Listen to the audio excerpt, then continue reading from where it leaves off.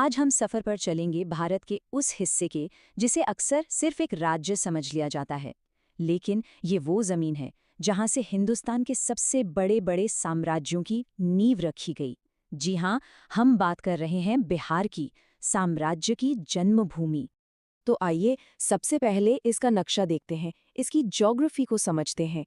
उत्तर में नेपाल से इसकी सीमा लगती है और दक्षिण में है झारखंड। इन्हीं सीमाओं के अंदर हजारों साल का इतिहास, एक ऐसी कहानी छिपी है जो बहुत ही दिलचस्प है। तो शुरुआत करते हैं पहले सेक्शन से। समझते हैं कि इस जगह का नाम बिहार ही क्यों पड़ा और इसकी भौगोलिक स्थिति, इसकी सीमाएं अपने आप में क्या कहानी सुनाती हैं। तो सवाल ये है कि बिहार नाम आखिर आया कहाँ से? देखिए, इसका कनेक्शन सीधा संस्कृत और पाली भाषा के एक शब्द से है, विहार।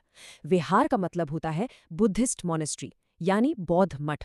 जरा सोचिए, एक वक्त था जब ये पूरा इलाका जहां तक नजर जाए इन विहारों से, इन मठों से भरा पड़ा था, और बस यही इसकी पहचान बन गई। अगर आज के नक्शे पर देखें तो बिहार के पड़ोसियों में आते हैं पश्चिम बंगाल, उत्तर प्रदेश और झारखंड।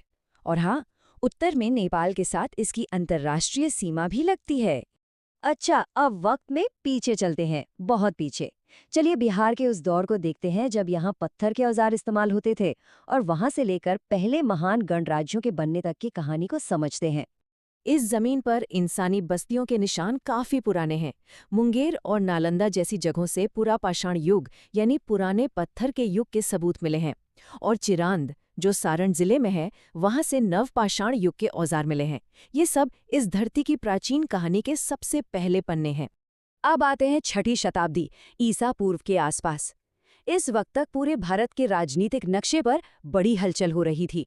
छोटे छोटे राज्य मिलकर बड़े और शक्तिशाली राज्य बन रहे थे, जिन्हें कहा गया महाजनपद। और इस पूरे सीन में बिहार एक पावर हाउस था, क्योंकि जो 16 सबसे बड़े महाजनपद थे, उनमें से पूरे तीन इसी जमीन पर थे। तो ये तीन कौन से थे? पहला था वज्जी, जिसकी राजधानी थी वैशाली, आज का मुजफ्फरपुर वाला इलाका। दूसरा था अंग, राजधानी थी चंपा, यानी आज का भागलपुर और मुंगेर। और तीसरा और सबसे ताकतवर मगध, जिसकी राजधानी थी गिरिव्रज, मतलब आज के गया और पटना के आसपास का एरिया। और इन्हीं तीनों में से एक मगध ने आगे चलकर जो इतिहास रचा, वही बिहार का सबसे सुनहरा पन्ना है। यहीं से शुरू हुई कहानी हिंदुस्तान के पहले महान साम्राज्य की, मगध के उदय की। मगध साम्राज्य को बनाने में एक नहीं, दो नहीं, बल्कि 4 बड़े राजवंशों यानी डायनेस्टीज का हाथ था। ये सिलसिला शुरू हुआ हर्यक वंश से, फिर आए शिशुनाग, उसके बाद नंद, और आखिर में सबसे मशहूर मौर्य वंश। सबसे पहले बात करते हैं हर्यक वंश की। इसकी नींव रखी बिंबिसार ने। उनका तरीका बड़ा कमाल का था, शादी के रिश्ते जोड़कर भी साम्राज्य बढ़ाया और जंग लड़कर भी। उनके बेटे अजातशत्रु ने इस काम को और आगे बढ़ाया, और फिर अजातशत्रु के बेटे उदाइन ने गंगा नदी के किनारे एक शहर बसाया जिसका नाम था पाटलिपुत्र। वही पाटलिपुत्र जो सदियों तक हिंदुस्तान की राजधानी बना रहा। हर्यक वंश के बाद मगध की गद्दी पर आया शिशुनाग वंश। उन्होंने एक बड़ा बदलाव किया, राजधानी को पाटलिपुत्र से वैशाली ले गए। और उन्हीं के दौर में द्वितीय बौद्ध संगीति यानी सेकेंड बुद्धिस्ट काउंसिल भी हुई, जो बौद्ध धर्म के इतिहास का एक बहुत महत्वपूर्ण इवेंट है। इसके बाद आई नंद वंश। इसके संस्थापक महापद्म नंद को तो भारत का पहला साम्राज्य निर्माता तक कहा जाता है। उन्होंने एक जबरदस्त सेना बनाई और कलिंग तक अपने साम्राज्य को फैला दिया। लेकिन हर कहानी में एक ट्विस्ट होता है। यहाँ ट्विस्ट ये था कि इस वंश के आखिरी राजा धनानंद को चंद्रगुप्त मौर्य ने हरा दिया। और यहीं से शुरू हुआ मौर्य युग। चंद्रगुप्त मौर्य ने पाटलिपुत्र को वापस राजधानी बनाया और एक ऐसे साम्राज्य की बुनियाद रखी जैसा उससे पहले किसी ने नहीं देखा था।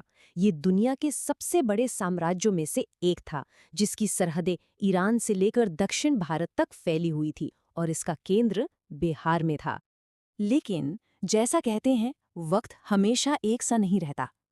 इतिहास का पहिया घूमा, और अब हम कहानी के एक ऐसे दौर में दाखिल हो रहे हैं जहां प्राचीन शानो शौकत की जगह आक्रमण और बड़े बड़े बदलावों ने ले ली।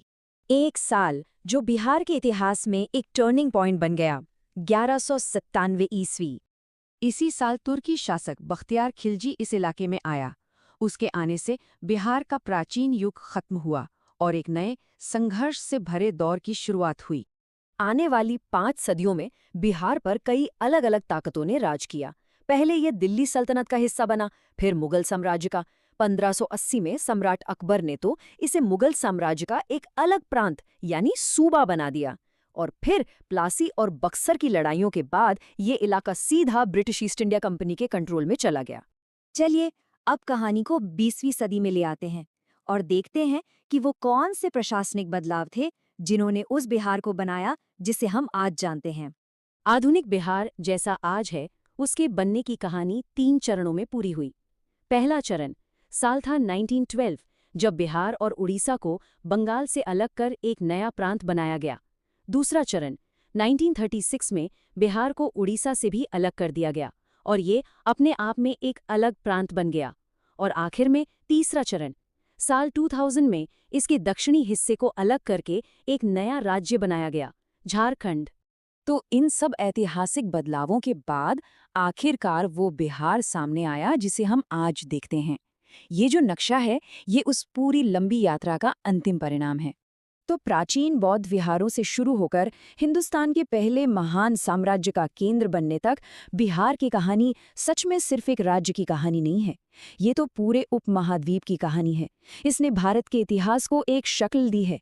तो अब सबसे बड़ा सवाल यही है कि इस ऐतिहासिक जमीन का अगला अध्याय क्या होगा?